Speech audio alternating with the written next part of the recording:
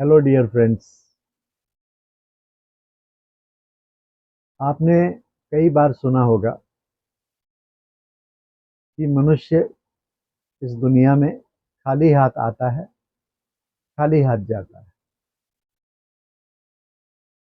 वास्तव में देखा जाए तो ये बात कुछ हद तक सही है, कुछ हद तक गलत है। सिर्फ 20% ये बात सही है और 80% जो है ये बात गलत है। तो कैसे, मैं आपको समझाने का प्रयत्न करूंगा। देखिए, हमने पहले भी समझा कि हम सब क्या हैं, आत्माएं हैं, शरीर नहीं है। और ये शरीर 5 एलिमेंट्स का बना हुआ है, 5 तत्वों का बना है। ये शरीर जब 5 तत्वों में मिल जाता है और उससे पहले ये आत्मा शरीर को जब छोड़कर निकलती है तो ये शरीर डेड कहलाता है। तो आत्मा जब इस शरीर से निकलती है तो कहा जाता है कि हम आत्मा नंगी आई थी, नंगी गई। यानी आत्मा नंगी आई और नंगी गई। नंगी गई का मतलब, या नंगी आई का अर्थ क्या हुआ कि ना आत्मा कुछ लेके जाती है, ना कुछ लेकर आती है। परंतु वास्तव में ये सत्य नहीं है। हम जो भी जीवन में कर्म करते हैं, अच्छे कर्म या बुरे कर्म, हमने पहले भी समझा कि आत्मा की 3 शक्तियां हैं, मन, बुद्धि और संस्कार। मन को विचार दिए जाते हैं और मन के विचार जो होते हैं वो बाद में, उसको विजुअलाइजेशन का काम कौन करता है? बुद्धि करती है, यानी इंटेलेक्ट करती है। और वही हमारे बार बार करने पे संस्कार बनते हैं। तो ये संस्कार क्या है? जो कर्म हमने बार बार किया वो हमारे सबकॉन्शियस माइंड में इम्प्रिंट हो जाता है और वही हमारे संस्कार बन जाते हैं। तो ये सबकॉन्शियस माइंड वास्तव में क्या है? माइंड के 2 पार्ट, कॉन्शियस और सबकॉन्शियस माइंड, चेतन और अवचेतन मन। तो अवचेतन मन में जो प्रिंट होता है वही वास्तव में आत्मा के संस्कार है। तो हम जो भी कर्म करते हैं या जैसे विचार करते हैं वो हमारी आत्मा में जो प्रिंट हो जाता है वही संस्कार बनकर आत्मा के साथ जाता है। और वही संस्कार लेके जब आत्मा नए गर्भ में प्रवेश करती है तो उन्हीं संस्कारों के साथ नया जीवन आरंभ होता है। इसीलिए आप देखते हो कोई बच्चा बहुत रोता है पैदा होते ही, और कोई बच्चा एकदम खुश रहता है, मुस्कुराता रहता है।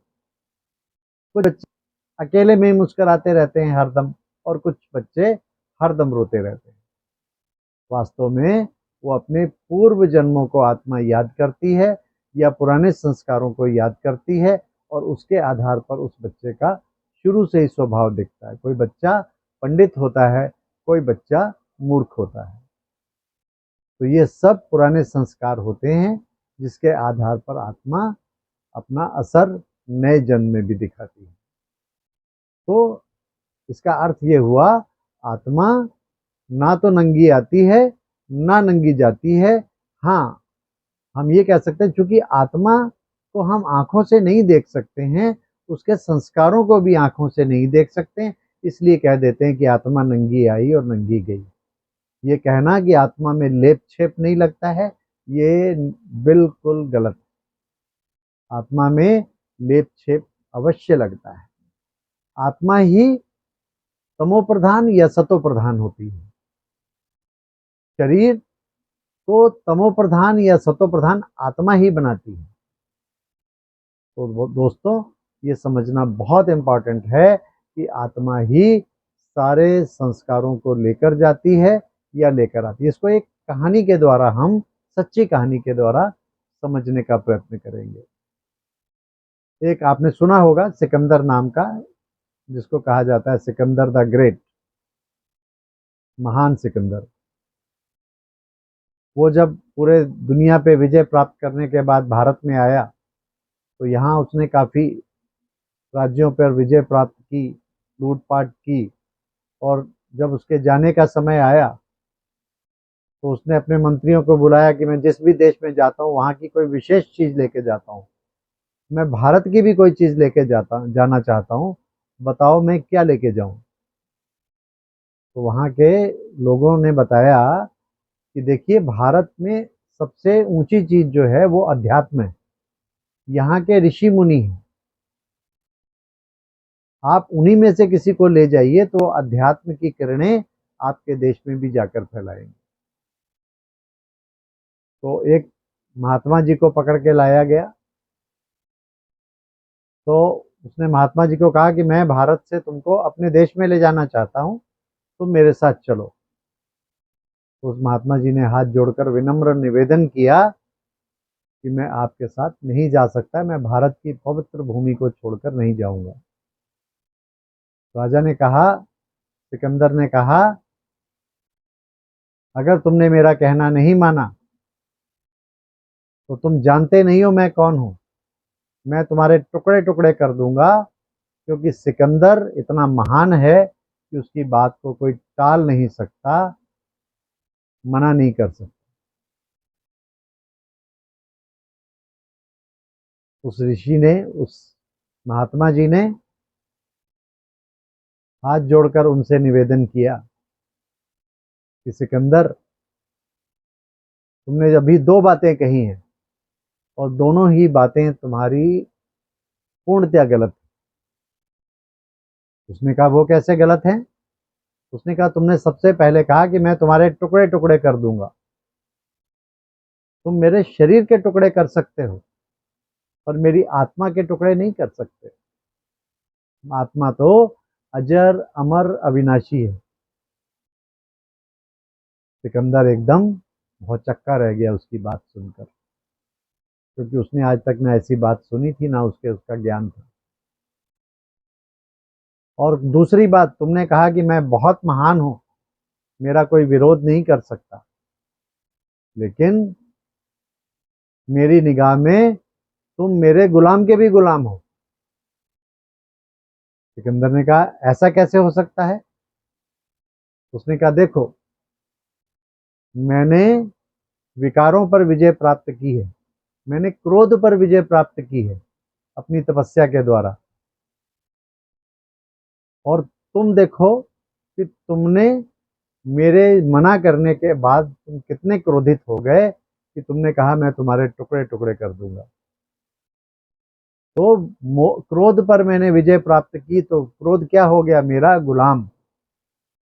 और तुमने क्रोध के वशीभूत होकर मुझे अपशब्द कहे, इसका अर्थ तुम क्रोध के भी गुलाम हो गए, तो इस नाते तुम मेरे गुलाम के भी गुलाम हुए। सिकंदर बहुत भावुक हो गया, उसकी आंखों से आंसू बहने लगे और उसने महात्मा जी के पांव पकड़ लिए कि आप सत्य कहते हो। मुझे आज पहली बार ये रियलाइज हुआ कि वास्तव में ये जितना भी अहंकार है मेरे अंदर और जितना कुछ भी धन अर्जित किया है मैंने, ये सब मेरे साथ जाने वाला नहीं है, ये मेरा नहीं है। क्योंकि आत्मा तो कुछ लेके जाने वाली नहीं है। और जिन चीजों का मैं अहंकार कर रहा हूं, वो वस्तुएं वास्तव में टेम्परेरी हैं, क्षणिक हैं, और मेरे शरीर छोड़ते ही ये सारी चीजें छूट जाएंगी। इनका मेरे जीवन से कोई अर्थ नहीं रहेगा। इसीलिए आपने सुना होगा कि चाणक्य ने मरते समय अपने कॉफिन में कहा कि जब मैं मरूं तो मेरे कफन से दोनों हाथ बाहर कर दिए जाएं और उस पर लिख दिया जाए कि देखो, सिकंदर महान, सिकंदर द ग्रेट, जिसने पूरी दुनिया पर विजय प्राप्त की, लेकिन मरते समय उसके हाथ दोनों खाली हैं, उसके पास कुछ भी नहीं है। तो दोस्तों, हमारे पास थोड़ा सा भी धन आ जाता है, थोड़ा पद प्रतिष्ठा मान शान आ जाती है, हम अहंकार से फूल जाते हैं, अपने आप को कितना बड़ा समझने लगते हैं और अपने सामने हर व्यक्ति को कीड़े मकोड़े के समान समझने लगते हैं।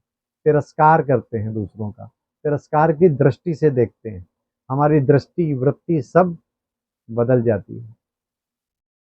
परंतु दोस्तों हमारे साथ कुछ भी जाने वाला नहीं है। तो हम वापस फिर अपने सब्जेक्ट पे आते हैं कि आत्मा, हमारा शरीर और आत्मा दोनों अलग अलग हैं, लेकिन दोनों को मिलाकर जीव आत्मा बनती है। यानी आत्मा और ये शरीर 5 तत्वों का मिलकर जीव आत्मा बनती है। और जब इस शरीर से आत्मा निकल जाती है तो शरीर को मृत यानी डेड घोषित कर दिया जाता है। तो मित्रों, अब आपको समझ में आ गया होगा कि आत्मा निर्लेप नहीं है, उसको लेप छेप लगता है और लेके क्या जाती है अपने साथ? संस्कार। तो इसीलिए जब हम इस जन्म से दूसरे जन्म में जाते हैं तो उन संस्कारों को लेकर जाते हैं। तो आइए प्रण लें कि अपने इस जीवन में हम ऐसे संस्कार अर्जित करें, उन सद्गुणों को धारण करें और ऐसे सुकर्म करें, पवित्र कर्म करें, अपना जीवन ऐसा पवित्र बनाएं, मनसा वाचा कर्मणा, कि हम अच्छे संस्कारों को अर्जित करके इस जन्म को तो अच्छा बनाए ही, लेकिन अपना आने वाला जन्म भी हमारा बहुत ही सुखद और प्यारा होगा। हमारा अगले जीवन की ये गारंटी होगी कि डेफिनेटली हमारा अगला जन्म भी बहुत अच्छा होने वाला है। अच्छा, ओम शांति।